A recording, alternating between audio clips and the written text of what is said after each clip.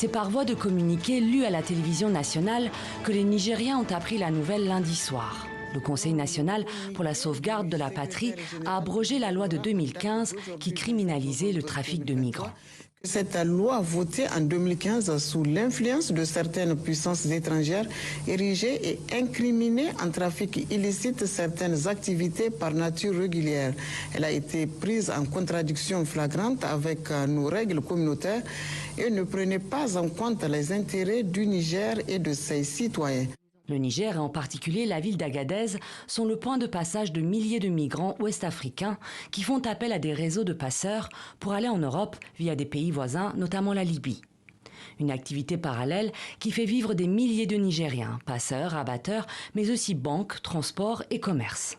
Avec la loi de 2015 et l'appui financier de l'Union européenne, la surveillance, y compris militaire, avait été renforcée dans la région.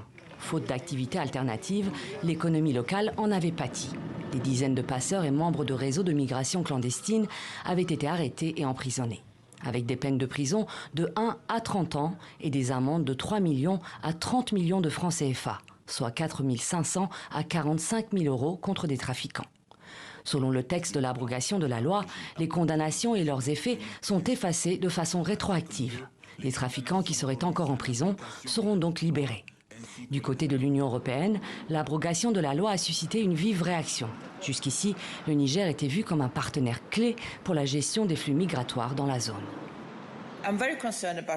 Je suis très préoccupée par la situation actuelle et il y a un risque énorme que cela provoque de nouveaux décès dans le désert. C'est ce qui me préoccupe le plus. Mais je pense aussi qu'il y aura probablement plus de gens qui viendront en Libye, par exemple, et qui essaieront peut-être de traverser la Méditerranée aujourd'hui pour se rendre dans l'Union européenne. Mais ce qui est le plus important, c'est de sauver des vies.